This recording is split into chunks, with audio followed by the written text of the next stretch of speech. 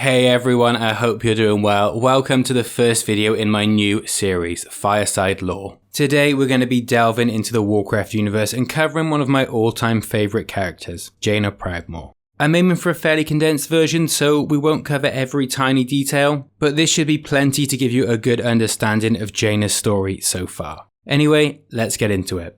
Jaina was born on the island of Kulturas just before the outbreak of the first war between orcs and humans. She's the daughter of Kirin Proudmoore, the current ruler of Kulturas, and of the now deceased Admiral Jaina Proudmoore, who was killed by the Horde during the Third War. An event that Jaina herself actually allowed to happen, but we'll get to that later in the story. Jaina grew up with her two brothers Tandred and Derek. Tandred currently serves as Grand Admiral of Kulturas, though Derek sadly perished in a naval battle during the Second War. Rumour has it that Jaina also has a half-sister named Fëanor Goldensword, though whether Fëanor and Jaina truly share the same father is widely disputed. Jaina's magical talent was discovered at a young age, and she was sent to Dalaran in order to study under the tutelage of the Kirin Tor. Eventually, the combination of her natural talent and her persistent badgering of Antonidas, the leader of the Kirin Tor at that time, caused him to take her on as his apprentice. During her time studying with the Kirin Tor, Jaina met a certain young Prince of Lordaeron, and this prince's name was Arthas. They soon became close friends, and eventually they took a romantic interest in one another. But despite the deep love they shared, Arthas became worried that their relationship would distract him from his commitments to Lordaeron, and her from her studies of the Kirin Tor. And although Jaina was devastated by this, she didn't attempt to fight it, knowing that there was truth in his words. Their separation didn't last long, however, and a few years later they rekindled their romance. This was just as the Scourge invasion of Lordaeron was beginning, which turned out to be a pretty bad time to be around Arthas. Jaina first learned of the strange events that preceded the invasion when Medivh appeared to Jaina's mentor Antonidas. Though at the time they didn't actually know he was Medivh, who for context is the disgraced guardian of Tirisfal, who was the one who originally let the orcs into the world of the humans at the beginning of the First War. Medivh told Antonidas that he should lead his people west to Kalimdor in order to escape the terrible events that were about to unfold. Of course, not knowing who this prophet was, Antonidas just dismissed him as a madman. Though Jaina had been eavesdropping on the conversation and she had sensed great power in the prophet, and she suggested to Antonidas that perhaps his warnings were genuine. Jaina failed to convince him, and instead he sent her on a mission to meet Arthas and investigate the strange reports of a plague that was infecting the northern village of Brill. While investigating the village, Jaina and Arthas encountered the undead, who were being led by the necromancer Calphazad, who was a former member of the Kirin Tor. And at the time it appeared that he was the one behind the plague. Calphazad had been infecting grain shipments in order to spread this plague that was transforming the living into his own undead soldiers. Realising that the infected grain crates bore the seal of Andahul, and that this grain would in fact be shipped all across Lordaeron, Jaina and Arthas rushed to Andahul to stop Calphazad, and there Arthas killed the necromancer. Jaina and Arthas raced to warn the rest of Lordaeron about the plague grain shipments, but when they arrived at the town of Hearthglen, they realised that it was already too late. The grain had been distributed among the townsfolk, and they were already transforming into the undead. Arthas sent Jaina to find Uther the Lightbringer, leader of the Silver Hand and a legendary paladin in service to Lordaeron. Luckily, she was successful and he arrived just in time to save Arthas from being completely overrun by the undead. Following the event in Hearthglen, their hunt for the source of the plague led them to the city of Stratholme. It was here that they hoped to confront the dread Lord Mal'Ganis, who Calphazad, the necromancer, had told them was responsible for the plague. On arrival, they once again realised they were too late, and the people of the city were doomed to turn into the undead. Though at this point these people were very much still human. Arthas ordered that the population be purged, regardless of the fact that they hadn't turned yet. Uther refused to carry out these orders, and Arthas dismissed him and his men as traitors to Lordaeron, stripping Uther of his rank. Jaina, much to Arthas' surprise, left with Uther, unable to watch him carry out this slaughter. When she returned, the city was nothing but a burning ruin. As she looked upon the hundreds of corpses littering the streets, she couldn't comprehend that Arthas was capable of this butchery. At this moment, the prophet appeared once again, after having failed to convince Arthas' father, King Terenas, to lead his people to the west in order for them to survive the undead invasion. Jaina was wiser, and she agreed to lead as many of her people as she could to the lands of Kalimdor, and by doing so, she saved many thousands of lives. Almost as soon as Jaina arrived in Kalimdor, she encountered the orcs, who had also been led west after the prophet had visited their war chief Thrall. The first orc forces that Jaina encountered were led by the legendary orc chieftain Grom Hellscream, and the mutual hatred between orc and human caused them to clash violently. Following the battle with Hellscream, from which they both emerged alive, Jaina began to sense power coming from the mountain known as Stone Talon Peak. Power that she hoped she could use to help defeat the orcs. Deep within this mountain, she stumbled upon the orcish war chief Thrall and his newfound ally Cairn Bloodhoof, the leader of the Tauren people. Just as they were about to clash, the prophet Medivh appeared and convinced them that to survive the greater threat of the undead, who it turned out were being driven by a greater evil known as the Burning Legion, they'd have to work together. Jaina reluctantly allied with Thrall, and they fought together against Hellscream, who it turned out had been corrupted by a powerful demon of the Burning Legion known as Manoroth. Jaina helped Thrall to purge Hellscream of this demonic curse, and subsequently Hellscream was able to defeat Manoroth, sacrificing himself in the process. At this time, the undead had already reached the shores of Kalimdor, now led by her former lover, Prince Arthas. And even with their combined forces, Jaina and Thrall were only able to hold on by a thread. Fortunately, a vision by Thrall led himself and Jaina to encounter the Night Elf leaders, Malfurion Stormrage and Tyrande Whisperwind, who were also in grave danger from the undead in Kalimdor. Again, Medivh appeared, this time actually revealing his identity, and he was able to convince the three forces to ally against the greater threat of the Burning Legion. Together, they made their stand at Mount Hyjal. Jaina used her teleportation abilities to scout the area and found that Archimonde, second in command to the Burning Legion, was leading his forces up the mountain, toward the sacred world tree of the Night Elves. He knew that draining its energies would provide him with immense power, perhaps rivaling even Sargeras, his leader.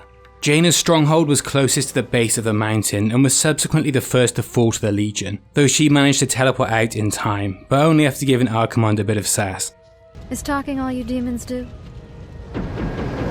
She then saved Thrall in the same manner when the Orcish base fell. Though despite the great losses suffered by all armies, the plan succeeded. And by the time Archimonde reached the World Tree, Malfurion had finished engineering a trap that destroyed him. And this ended the Legion invasion, at least for a while. Following the great victory at Mount Hyjal, Jaina founded the island outpost of Theramore in eastern Kalimdor. Shortly after this, Jaina's father, Admiral Jaina Proudmoore, showed up. And being a veteran of the First and Second Wars between the humans and orcs, he didn't approve of her alliance with Thrall. He immediately assaulted Durotar, a region that had been named after Thrall's father Durotan, and the area in which the orcs had built their capital city of Orgrimmar, a city that had been named in honour of the previous orc war chief, Orgrim Doomhammer. Jaina pleaded with her father to withdraw, but he refused, forcing Thrall to retaliate and send an army to assault Theramore. Jaina was conflicted, but she reluctantly ordered her troops to stand down, knowing that the true enemy could return at any moment and that they could not afford a war with the Horde. Jaina's refusal to fight for either side essentially allowed Thrall the advantage he needed, and he was able to defeat Daelin's forces, killing him in the battle. Following these events, there were 3 years of relative peace between the Alliance and Horde in Kalimdor. However, tensions were starting to rise between the factions. During this period, Jaina helped Thrall to relocate a herd of enormous thunder lizards who were causing problems in Durotar. They chose to move them to an unpopulated area of nearby Morgul. Though when she attempted to portal the beasts, she found the area to be warded with powerful magic. Jaina investigated and found that the wards had been created by Aegwynn, the mother of Medivh and the former guardian of Tirisfal, making her one of the most powerful beings that have ever existed on Azeroth, and a figure that Jaina had greatly admired in her own youth. Aegwynn informed Jaina that a demon named Smodlor was responsible for the rise in tensions between Alliance and Horde. He'd recently revived the Burning Blade, who were an orcish clan that had been corrupted by demons previously, and he was using them as a tool to play the two factions against one another. Jaina confronted this demon, who almost managed to kill her, though Aegwynn was able to use her own life force to save her, and together they banished Smodlor. Weakened but still alive, Aegwynn remained with Jaina, taking up duties as her chamberlain at Theramore. Though her true purpose, of course, was to serve as a secret advisor. You know, having thousands of years of experience and being one of the most powerful mages the world had ever known. Probably pretty useful to someone in Jaina's position. This actually brings us to classic World of Warcraft, in which Jaina's mostly quiet. She does, however, help Varian Wrynn, the son of former King Lane Wrynn of Stormwind, who died in the First War, to regain his memories and his identity as king. She also contributes to helping a band of legendary adventurers, that's us by the way, defeat the dragon Onyxia. It's not until during WoW's second expansion, Wrath of the Lich King, that Jaina's story picks up again. Early on in Wrath, a rogue faction within the Forsaken, who by the way are the undead forces that were able to free themselves from the Scourge, and now serve the Horde under the leadership of Sylvanas Windrunner, This rogue faction within the Forsaken unleashed a deadly plague that killed hundreds of both Alliance and Horde soldiers, who had assembled at the Wrathgate in preparation to assault Icecrown's Citadel, and defeat Prince Arthas, who had now become the Lich King. Wondering just what the hell the Forsaken are up to, Jaina teleports to Orgrimmar to find out what's going on. Here she's told by Sylvanas that there's been a rebellion within her ranks, and that the Forsaken capital of Undercity is now under the rule of the treacherous Dreadlord Varimathras. Thrall assured Jaina that Sylvanas was telling the truth, and believing his word, Jaina attempted to stop King Varian Wrynn from assaulting the Undercity, which had once been the human city of Lordaeron that Varian wanted back. As Jaina expected, he didn't listen. Varian's close friend Bolvar Fordragon had fallen at the Wrathgate, and his hunger for vengeance stopped him from seeing sense. The King of Stormwind and his forces collided with the Horde at Undercity, and in order to prevent outright war between the factions, Jaina froze the Alliance army and teleported them back to Stormwind. It was shortly after this that Jaina discovered that one of the immensely powerful and evil beings known as the Old Gods had escaped from his prison. The name of this Old God was Yogg-Saron. Jaina immediately called for a conference between Alliance and Horde to agree on how to deal with this dire threat to Azeroth. Once again, the two factions couldn't see eye to eye, and Varian Wrynn and Garrosh Hellscream, son of Grom Hellscream, were only moments from killing each other. Varian walked away, refusing to work with the Horde in order to deal with Yogg-Saron. This actually left a certain band of adventurers to deal with the Old God, which we did of course. Jaina's next appearance after this is within the frozen halls of Icecrown, which as we mentioned before was the Citadel of the Lich King. It was her hope that she could release Arthas' spirit from the Lich King, and despite a warning from the spirit of Uther the Lightbringer, this is exactly what she tried to do. Unfortunately for Jaina, it turned out that Uther was correct, and Arthas truly was lost to the Lich King. Only the small glimmer of him that remained was preventing the Lich King from unleashing his forces on all of Azeroth. When Jaina confronted Arthas face to face, he almost killed her. But she was able to escape with a band of Alliance warriors when the Skybreaker turned up just as it seemed that their luck had run out. Following the final defeat of the Lich King, heroes of the battle brought an item to her that turned out to be a locket that she'd gifted to Arthas. On receiving this gift, she wept, saying that she knew a small part of Arthas must have remained for him to have kept it. After the events at Icecrown, Jaina returned to Theramore, where she faced two great challenges simultaneously. Firstly, she was rebuilding from the damage that was caused by the dragon Deathwing when he was released from his prison. And secondly, she was defending the Alliance's interests from the new war chief Garrosh Hellscream, who we earlier mentioned was the son of Grom Hellscream and had clear intentions to conquer all of Kalimdor. Garrosh had essentially become war chief due to Thrall detaching himself from the Horde in order to heal the world after the damage that was caused by Deathwing, though at the time there were many members of the Horde who rebelled against his leadership. Discovering that Garrosh was about to attack Theramore thanks to a message from the Tauren leader Bane Bloodhoof, Jaina called upon her allies to help defend the city. Her call was answered by Varisa Windrunner of the Silver Covenant and Chandris Feathermoon of the Sentinels, as well as members of the Kirin Tor and the Shatar. Together they repelled the first attack, but Garrosh had anticipated this and had a far more sinister plot to destroy Theramore. He had intentionally gathered as many of the Alliance as possible to this one place so that he could use a mana bomb to obliterate them. Jaina survived the explosion thanks to Ronan of the Kirin Tor, who gave his life to protect her with a final spell. When she awoke, Theramore was in ruins and many of her friends and allies lay dead. It was in this very moment that Jaina's once peaceful sentiment towards the Horde changed forever. She portaled to Stormwind immediately, demanding that King Varian assault the Horde capital of Orgrimmar at once. When he refused, she went to Dalaran and made the same demand of the Kirin Tor, who also refused her. Still hungry for revenge, Jaina travelled to Orgrimmar where she started summoning water elementals in an attempt to drown the city. Thrall attempted to stop her, but she ignored his plea and told him that this was his doing. Only when the dragon Kalagos intervened were they able to stop Jaina from carrying out this horrific act. They managed to bring her back to Dalaran where she could serve as the leader of the Kirin Tor following the death of Ronan. She was able to overcome her rage for a time, remembering that Dalaran and the Kirin Tor should be a beacon of light and hope for all good peoples of Azeroth. This rage was fully rekindled, however, when she found out that the Blood Elves within the Kirin Tor had secretly been helping the Horde. In retaliation, she purged Dalaran of all Horde and banished them from the Kirin Tor, becoming even more hostile towards the Horde following this second betrayal.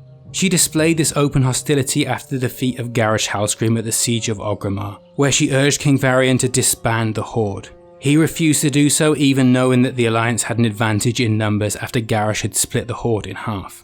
Then came the events of Warlords of Draenor, where Jaina wasn't really that involved, though she does come back into the spotlight for a while during Legion. By the way, if you don't want any Legion spoilers, then go ahead and skip the next 30 seconds of this video. During Legion, Jaina fought alongside the rest of the Alliance at the Broken Shore, and she believed that it was the Horde's betrayal that led to the death of her king and close friend Varian Wrynn. For this reason, when Khadgar subsequently initiated and won a vote to bring the Horde back to the Kirin Tor, Jaina refused to continue as their leader, leaving Khadgar to run Dalaran. Which brings us to Battle for Azeroth, and I'm not going to spoil that for you by going into her story surrounding the upcoming expansion. However, based on the fact that the expansion is partly going to be set on Jaina's home island of Kulturas, you can imagine that she's going to feature very heavily in this next chapter. So there you have it, the story of Jaina Proudmoore. Next up, we're either going to be covering the story of Sylvanas Windrunner or that of Anduin Wrynn. I haven't quite decided yet, so let me know which one you'd like to see in the comments down below. I hope you'll consider giving the video a thumbs up and subscribing for future lore content. Anyway, I hope you enjoyed the video, take care of yourself, and I will see you next time.